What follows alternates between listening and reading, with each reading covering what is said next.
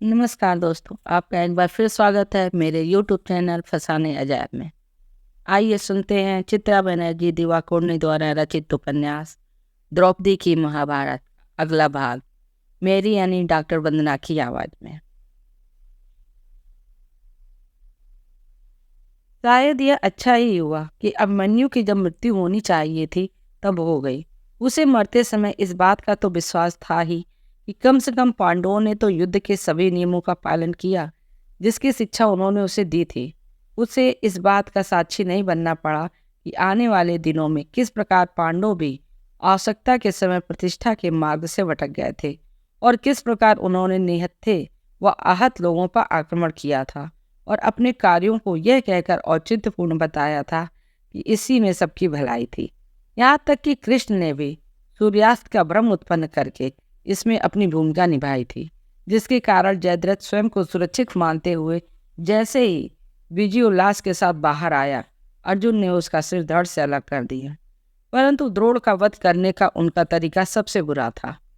अभिमन्यु की मृत्यु के बाद द्रोण ने राक्षस की तरह 15 दिन पूर्व अपने ही द्वारा बनाए गए युद्ध के नियमों को ताक पर रखकर लड़ना आरंभ कर दिया।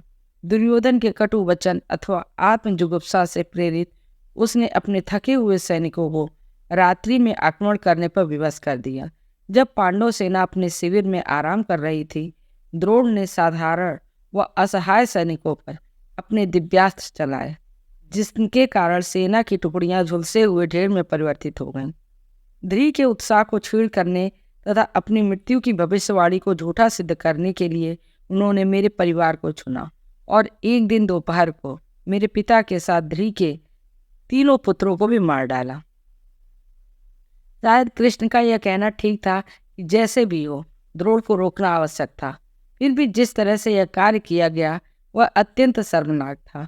भीम ने द्रोण के पुत्र के नाम वाले एक हाथी को मार दिया और यह घोषणा कर दी गई कि द्रोण पुत्र अश्वत्थामा मारा गया।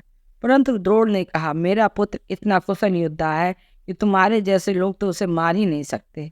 मैं इस बात को तभी मानूंगा यदि युधिष्ठिर, जो सदा सत्य बोलता है, वह यह बात कह देगा। युधिष्ठिर दुविधा में पड़ गया, परंतु अपने निजी हित की तुलना में जब युधिष्ठिर ने उन सभी लोगों के जीवन को तौला जो युद्ध में उसका साथ देने के लिए एकत्रित हुए थे, तो उसने अपने उस गुण का त्याग कर दिया जिसका उसने आजीवन समर्थन किया था और ऐसा ही कह दिया। इसके बाद द्रोण ने हताश होकर अपने अस्त्र नीचे रख दिए और अपनी आंखें बंद करके वह प्रार्थना करने बैठ गए। ऐसा देखकर ध्री, मेरा सौम्य भाई, जो अब तक युद्ध के उन्माद का शिकार नहीं हुआ था, अपनी तलवार उठाकर द्रोण की ओर दौड़ा। मैंने अपनी पूरी शक्ति से चिल्लाकर उसे रोकने का प्रयास किया, किंतु एक बार फिर वही हुआ। मैं सिर्फ दृष्टा थी और हस्तक्षेप में असमर्थ थी। पांडवों ने कहा कि द्रोण के प्राण छोड़कर उनको सिर्फ बंदी बना लिया जाए, परंतु ध्री ने अपने समय के सर्वश्रेष्ठ आचार्य द्रोण का सिर काट डाला। द्रोण का रक्त मेरे भाई के ऊपर छिटक गया।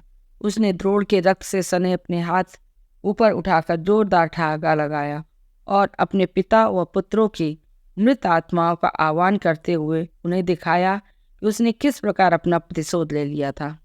मैं काँप उठी, पित्त की खटास मेरे गले तक आ गई। उसकी हंसी अभिमन्यु के हत्यारे लोगों से इतनी मिलती जुलती थी कि यदि मैंने यह दृश्य देखा न होता तो मुझे उनका अंतर पता नहीं लगता। इस प्रकार मेरे भाई ने प्रतिशोध लेकर और स्वयं को खोकर अपनी उस नियति को प्राप्त कर लिया जिसके लिए उसका जन्म हुआ था। इसके साथ ही घृणा के एक और नाटक का जन्म हो गया।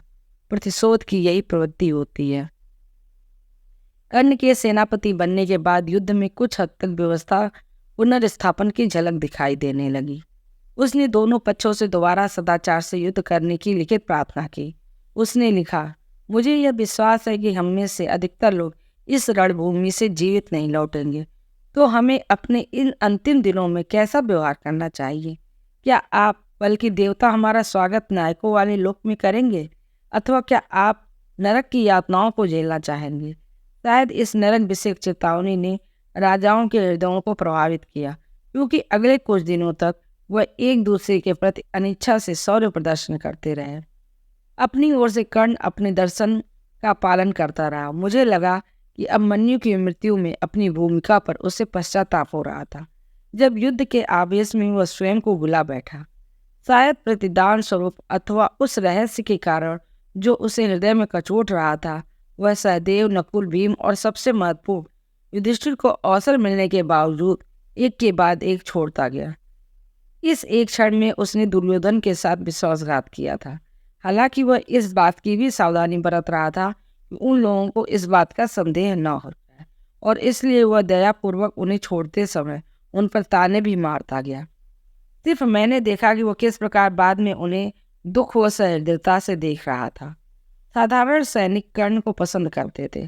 कर्ण के कारण उन्हें अब निर्दयी अस्त्रों का भय नहीं था, जो पलक झपकते ही अनुशासनपूर्ण सैन्य टुकड़ी को पीड़ा के तड़पते हुए ढेर में बदल सकती थी।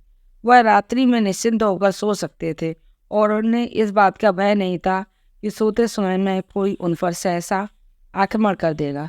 परंतु वह उसे अधिक पसंद इसलिए करते थे क्योंकि शाम को महारथियों के अपने शिविर में लौट जाने के बाद वह उनके पास आता था। वह आहत सैनिकों को सांत्वना देता और उन्हें इस बात का भरोसा दिलाता था कि उन्हें हर संभव सुविधा प्रदान की जाएगी। जिन लोगों को अगले दिन युद्ध में जाना होता था, उनसे वह स्पष्टता व ईमानदारी से बात करता था।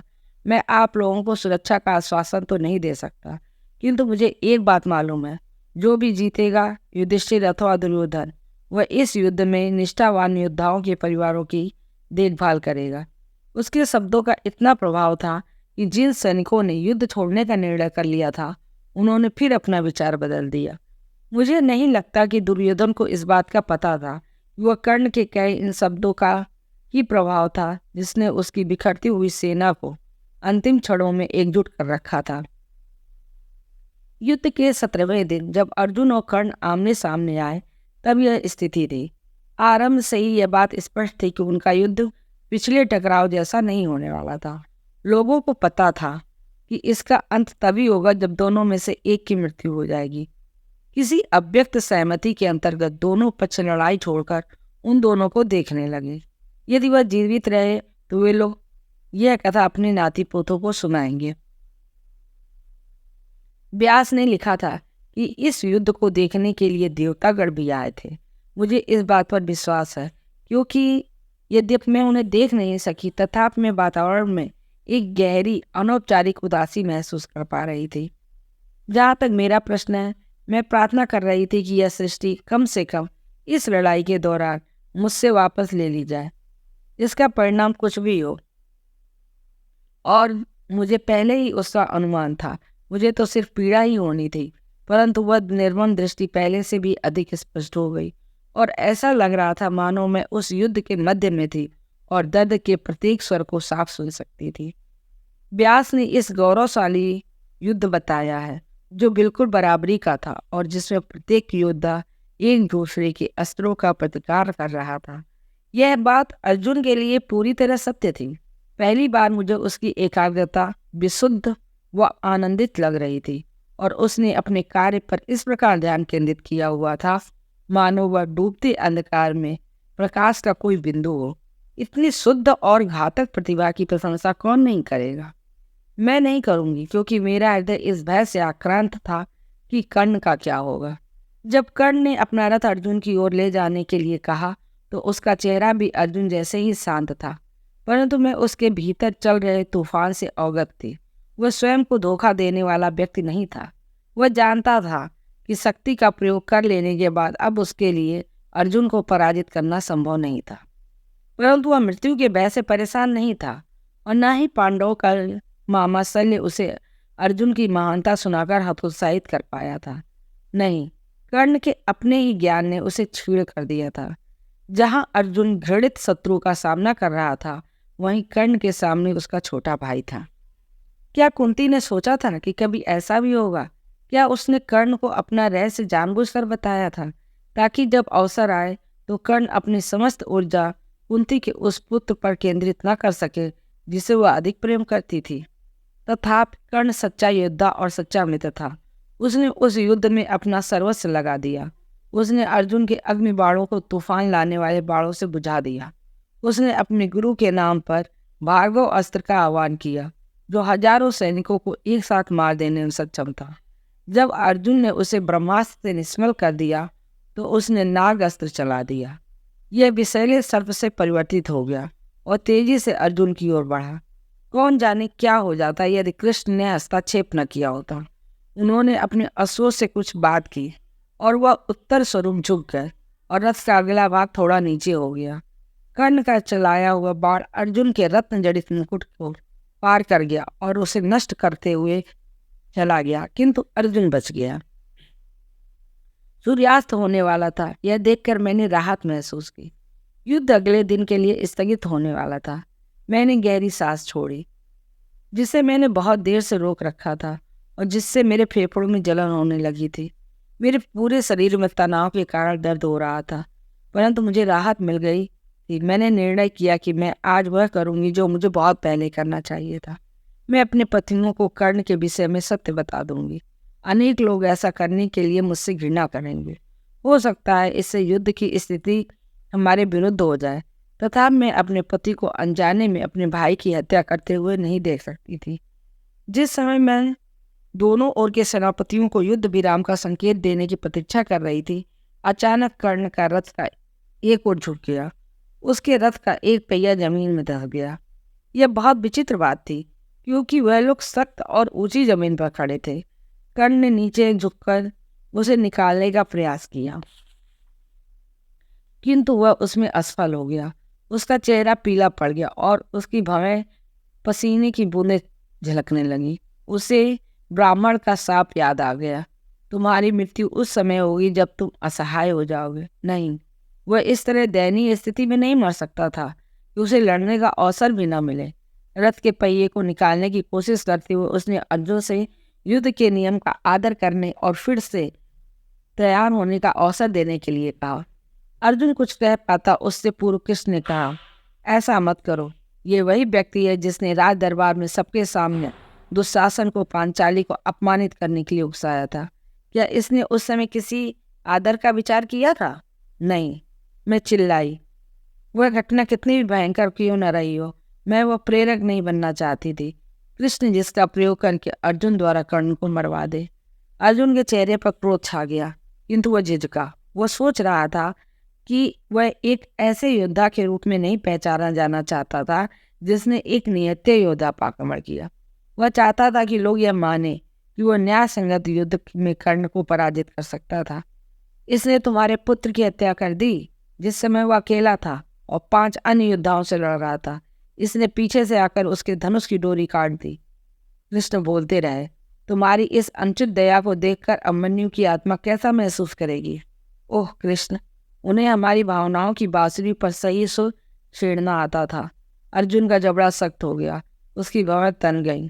कर्ण ने अर्जुन का चेहरा देखा। उसने रथ का पहिया छोड़ दिया और कोई मंत्र पढ़ने लगा, कोई भी साधारण मंत्र जिससे उसे एक अस्त्र, कोई भी अस्त्र मिल सके। किंतु वह लड़खड़ाने लगा। उसे समझ में आ गया कि उसके साथ क्या हो रहा था। उसके प्रिय गुरु का कठोरतम श्राप प्रभावी हो गया था। परशुराम ने गुस्से में कहा था, जिस समय तुम्हें विद्या की सबसे अधिक आवश्यकता होगी उस समय तुम्हारा ज्ञान तुम्हारे किसी काम नहीं आएगा। वह समझ चुका था कि उसका अंत समय आ चुका था। उसने अपना रथ हाथ ऊपर उठाया और देखने से अनुनय की मुद्रा में लगा रहा, किंतु मैंने जान लिया कि वह क्षमा का भाव था। अर्जुन ने अपना बाण चला दिया। वह बाण अग्नि छोड़ते धूमकेतु की तरह हवा को चीरता हुआ तीव्रता से आगे बढ़ा। इससे पूर्व कि वह तीर अपने लक्ष्य को प्राप्त करता, कर्ण मुस्कुराया। कर्ण की मृत्यु पर मुझे कैसा महसूस हुआ? मुझे आंशिक तौर पर अच्छा लग रहा था कि युद्ध का असहनीय तनाव समाप्त हो गया था। आंशिक रूप से इस बात की प्रसन्नता थी कि मेरे पति की विजय हुई थी और यह कि वह सुरक्षित भी है। एक अंश को इस बात की तसल्ली थी कि हम अपने इच्छित प्रतिशोध के अब बहुत निकट पहुंच गए थे। हालांकि मुझे इससे कोई संतोष नहीं मिल रहा था। मैं आंशिक रूप से इस बात की आभारी थी कि यह भयंकर युद्ध अब समाप्त होने को है, क्योंकि कर्ण के बिना दुर्योधन को अब किस बात की आशा थी। मुझे इस बात का दुख भी था कि एक महान योद्धा और नेक व्यक्ति की मृत्यु हो गई थी, परंतु मेरे भीतर का वह अंश जो स्वयंवर में खड़ी उस कन्या को दर्शाता था जिसने अपने सामने खड़े युवक को अपने शब्दों से आहत कर दिया था, वह अंश जो अब भी पांडवों के प्रति निष्ठावान नहीं था, अपने आंसू नहीं रोक सका। पश्चाताप ने मुझे व्याकुल कर दिया। यदि मैंने उस दिन कर्ण को प्रतियोगिता में भाग लेने दिया होता तो उसका जीवन कितना भिन्न होता। यदि वह जीत गया होता, यह कामना जिसे मैंने अपने भीतर इतने वर्षों से दबा कर रखा था, मेरे ऊपर एक विशाल लहर की बात टूट पड़ी, जिसके कारण मैं घुटनों के बल नीचे बैठ गई और इस विचार के साथ मर गया कि मैं उससे घृणा करती थी। काश इसके विपरीत कुछ हो पाता। व्यास लिखते हैं, जिस क्षण कर्ण की मृत्यु हुई, सूर्य इतने गहन बादलों में छिप गया कि लोगों को लगा कि वो दोबारा बाहर ही नहीं आएगा। निर्मम मृत्यु के बावजूद कर्ण के चेहरे पर रहस्यमयी मुस्कान थी। उसके शरीर से एक दिव्य प्रकाश पुंज निकला और उसने रणभूमि को घेर लिया, मानो इस संसार को त्यागने से पूर्व वह कुछ खोज रहा हो। कुछ लोगों को उनके इन शब्दों पर संदेह है, किंतु मैं इसके सत्य की पुष्टि कर सकती हूँ। हालांकि कुछ ऐसा भी है जो व्यास ने अपने महाभारत में नहीं लिखा। रणभूमि छोड़ने के बाद वह पुंज निकट की एक पहाड़ी पर गया, जहां वह एक रोती हुई स्त्री के ऊपर ठहर गया। ऊपर आकाश में जाकर ओझल होने से पूर्व वह मेरे आसपास एक अत्यंत दैदीप्यमान आभा में बदल गया। उसमें से जो भावना प्रस्फुटित हुई, उसके लिए मेरे पास शब्द नहीं है। वह न दुख था, न ही क्रोध। अपने नश्वर बंधन से मुक्त होने के बाद शायद कर्ण की आत्मा को वह बात पता लग गई थी जो मैं उसे कभी नहीं कह पाई थी। उस आभा के फीके होने के बाद मुझे एक विचित्र सुख महसूस हुआ और यह विश्वास भी हो गया कि यह कर्ण की कथा का अंत नहीं था। कर्ण की मृत्यु के बाद मेरी पहाड़ी पर जाने की इच्छा ही नहीं हो रही थी। युद्ध में अब मेरी कोई रुचि नहीं थी, परंतु मैं नहीं चाहती थी कि किसी को इस बात का संदेह हो, इसलिए मैंने वहां जाना जारी रखा। परंतु मैं वहां पहुंचने के बाद लेट जाती और आंखें बंद करके अपने विचारों को दूर भटकने देती। अब मुझे समझ में आया कि व्यास ने दिव्य दृष्टि प्राप्त करने का मेरा मुख्य कारण कर्ण को युद्ध करते हुए देखना था, उसके रहस्य को समझना था, जो मैं सचमुच में कभी नहीं कर पाती। मैं अब उसे समझ पा रही थी, उसकी श्रेष्ठता, उसकी निष्ठा, उसका गर्व, उसका क्रोध, जीवन के अन्याय के प्रति उसकी बिना शिकायत स्वीकृति, उसकी क्षमाशीलता। परंतु इस बोध का भार कि मैं इसे किसी को बता नहीं सकती मुझे दबा रहा था। हमें आशा थी कि कर्ण की मृत्यु के साथ ही युद्ध समाप्त हो जाएगा, किंतु दुर्योधन ने पराजय स्वीकार करने से मना कर दिया। ऐसा वो कैसे कर सकता था? कर्ण की मृत्यु के बाद शेष बचे अपने मित्र अश्वत्थामा को उसने कहा, पृथ्वी का अधिपति बनने, जीवन की समस्त सुखों का भरपूर उपभोग करने तथा अपने शत्रुओं का संहार करने के बाद अब मैं अपने उन निकृष्ट भाइयों के पास हाथ जोड़कर दया की याचना लेकर कैसे जा सकता हूँ? पहली बार मुझे उनकी बात समझ में आई और ठीक भी लगी। अपने अंतिम श्वास तक युद्ध करने के अतिरिक्त और किसी भी प्रकार का अंत कौरव राजकुमार के वृद्ध जीवन के लिए दुखांत होता। मैंने आंखें बंद कर ली, किंतु जैसा कि मुझे डर था, उस दृष्टि से मुझे मुक्ति नहीं मिली। फिर मैंने कौरवों के अंतिम सेनापति शल्य को युधिष्ठिर के भाले से मरते हुए देखा। मरते समय उसने अपने भांजे को आशीर्वाद दिया, जिसके कारण अनजाने में युधिष्ठिर पर ग्लानि का भार और अधिक बढ़ गया। मैंने कौरवों के अंतिम रथ को फटते, अंतिम अश्वों और सैनिकों को मरते हुए देखा। अब केवल 4 योद्धा शेष थे, दुर्योधन, कृप, कृतवर्मा और अश्वत्थामा। आहत और हताश दुर्योधन एक सरोवर के भीतर जाके छिपा और मंत्रोच्चारण करने लगा। ऐसा करके वह कुछ समय आराम करके अपनी थकान मिटाना चाहता था, परंतु गुप्तचरों ने यह बात पांडवों को बता दी। वह लोग उस सरोवर के पास आए और दुर्योधन को अंतिम युद्ध के लिए ललकारने लगे। मैंने देखा कि कौरव राजकुमार अहम द्वारा प्रेरित होकर अपने आश्रय स्थल से बाहर निकल आया। उसका यही अहम सदैव उसके पतन का कारण बनता था। इस प्रकार अंतिम युद्ध के लिए संपत पंचक नामक स्थान चुना गया, जो उस समय पावन माना जाता था, किंतु अब युद्ध के बाद वीरान पड़ा था। मेरे पतियों के आसपास की धरती जर्जर और फीकी पड़ चुकी थी और अस्त्रों के फटने से उसमें बड़े बड़े गड्ढे हो गए थे। शेष बचे हुए कुछ वृक्ष पत्रहीन कंकाल में परिवर्तित हो गए थे। कुछ सप्ताह तक यहाँ स्वच्छंद भाव से विचरण करने वाले पंछियों और वन्य पशुओं का कहीं अता पता नहीं था। अत्यंत गंभीर व शांत वातावरण में मुरझाई हुई शाखाओं पर सिर्फ गिद्ध बैठे प्रतीक्षा कर रहे थे। हमने अपनी धरती का यह हाल कर दिया था। नकुल ने कहा, तुम्हें तो पता ही है कि श्रेष्ठ भाई अत्यंत श्रेष्ठ व प्रशंसनीय है। हालांकि वह कभी कभी अपनी बातों पर ठीक से विचार नहीं करते। इसीलिए उन्होंने दुर्योधन से कहा है कि तुम अकेले व थके हुए हो और तुम्हारे विरुद्ध हम 5 लोग हैं, जो कि अनुचित है। तुम हम 5 में से अपनी इच्छा से किसी एक से युद्ध कर लो और तुम अपना अस्त्र भी चुन सकते हो। जो जीतेगा वह हस्तिनापुर का राजा होगा। हम सब भयभीत होकर उनकी ओर देखने लगे। हम जानते थे कि भीम को छोड़कर हम में से कोई भी गदा युद्ध में दुर्योधन का सामना नहीं कर सकता था, क्योंकि वह तो निश्चय ही अपना मनपसंद अस्त्र गदा चुनेगा। कृष्ण को बहुत क्रोध आया। उन्होंने युधिष्ठिर से कहा, तुम मूर्ख हो। तुम्हें दुर्योधन से बचाने के लिए हजारों लोगों ने अपने प्राण गंवा दिए। तुम्हें विजय दिलाने के लिए तुम्हारे भाइयों ने कितने संकटों का सामना किया। कष्ट व अपमान झेलते हुए पांचाली ने 13 वर्ष इस क्षण के लिए आंसू बहाए हैं तथा प्रार्थना की है। मैंने स्वयं तुम्हारी सहायता हेतु धर्म के साथ छल किया है। अब तुम एक भव्य चेष्टा द्वारा सब कुछ गवा देना चाहते हो। तुम्हें तो पता है कि दुर्योधन ने मेरे बड़े भाई व संसार के सर्वश्रेष्ठ गदा योद्धा बलराम से गदा युद्ध सीखा है। विश्व में ऐसा कोई नहीं है जो गदा युद्ध में इसे पराजित कर सके। तुम्हें उस अवसर के रहते मार देना चाहिए था।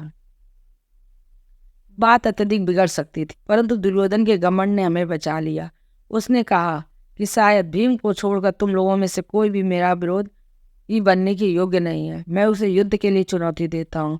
इस प्रकार जब मैं उसे मारकर अधिकार के साथ अपना राज्य वापस लूंगा तो मुझे इस बात की संतुष्टि होगी कि मैंने मुकाबले का युद्ध किया। हमने राहत की सांस ली, किंतु हमारी यह खुशी अधिक समय नहीं टिक सकी। जैसे ही उनका युद्ध आरंभ हुआ, हमने देखा कि दुर्योधन गदा युद्ध में माहिर था। वह कितनी सहजता से भीम के बार से बच जाता था और कितनी चतुराई, परंतु कितनी बुरी तरह से वह वार करता था। हमारे गुप्तचरों ने जो बात हमें बताई वह हमें याद आ गई। वर्षों पहले दुर्योधन ने अपने कवच निर्माताओं से भीम की लौह प्रतिमा बनवाई थी। वो प्रत्येक रात उस मूर्ति पर गदा वार का अभ्यास करता था और उसके हर वार के साथ भीम के प्रति उसके मन में बसी घृणा बढ़ती जाती थी। वह उसे अपने साथ कुरुक्षेत्र में भी ले आया था। आज उसने अपनी उस समस्त घृणा का आह्वान कर लिया था। हमारे भीम के मन में दुर्योधन के प्रति इतनी घृणा नहीं थी कि वह दुर्योधन की बराबरी कर पाता। वह 1 घंटे तक लड़ते रहे, फिर 2 घंटे बीत गए। मैं देख सकती थी कि भीम को थकान होने लगी थी। दुर्योधन ने उसके बच पर इतनी जोर से प्रहार किया कि वह लड़खड़ा कर लगभग गिर ही गया। उस बार से संभलने के बाद उसने दुर्योधन के कंधे पर अपनी पूरी ताकत से प्रहार किया। उस प्रहार से किसी की भी हड्डियां चकनाचूर हो सकती थी, परंतु दुर्योधन हिला तक नहीं। हमें गुप्तचरों की बताई हुई एक अन्य बात याद आ गई। युद्ध आरंभ होने से पूर्व उसकी मां गांधारी ने दुर्योधन से उसके समक्ष पूर्ण नग्न होकर आने के लिए कहा था, परंतु शर्म के कारण वह अस्वस्थ अधो वस्त्र पहनकर आया था। गांधारी ने अपनी आंखों की पट्टी खोलकर अपने तप की शक्ति दुर्योधन के तन में भर दी, जिसके कारण जिस जिस अंग पर गांधारी की दृष्टि पड़ी दुर्योधन का वह अंग अपराजेय हो गया। इसके विरुद्ध भीम के पास क्या था? यहाँ तक कि युद्ध देखकर कृष्ण भी परेशान हो रहे थे। उन्होंने अर्जुन के कान में कुछ कहा, जिसके बाद अर्जुन ने भीम से आंखें मिलाई और अपनी जांघ पर हाथ मारा। यह मुद्रा कुछ परिचित लग रही थी। फिर याद आया उस अपमानजनक दिन का। सभा में दुर्योधन ने अपनी जंघा को उघाड़ते हुए तुम्हें वहां बैठने के लिए बुलाया था। भीम ने प्रतिज्ञा की थी कि यह उसका प्रतिशोध लेगा, और उसने वह लिया। वह गदा हाथ में लेकर दुर्योधन की ओर दौड़ा। उसके बाहर से बचने के लिए दुर्योधन ऊपर उछल गया, किंतु भीम ने सिर्फ ऐसा करने का बहाना बनाया था। वह घूमा और उसने दुर्योधन की जंघाओं पर जोरदार वार किया और बिजली की फुर्ती से उन्हें तोड़ दिया। युद्ध समाप्त हो गया था। हम प्रसन्न थे, किंतु व्याकुल भी हो रहे थे। भीम ने दुर्योधन को नाभि के नीचे वार करके गदा युद्ध के सबसे महत्वपूर्ण नियम का उल्लंघन किया था। उसका परिणाम तो होना ही था। आकाश में अंधकार छा गया, पृथ्वी हिलने लगी। तुमने भी उस कंपन को यहाँ स्त्रियों के शिविर में महसूस किया होगा। बलराम, क्या मैंने तुम्हें बताया था कि वह भी वहीं थे? नाराज हो गए थे बलराम। वह भीम के पीछे दौड़े और उसे मार डालने की धमकी दी, और कृष्ण के उनके हाथ पकड़ लेने और शांत होने का आग्रह करने के बाद भी वह रुके नहीं। वहां से जाने से पहले वह भीम से बोले, क्योंकि तुमने इतना निकृष्ट कोटि का छल किया है, इसलिए दुर्योधन का अधिक सम्मान होगा और गदा युद्ध में वही सर्वश्रेष्ठ माना जाएगा।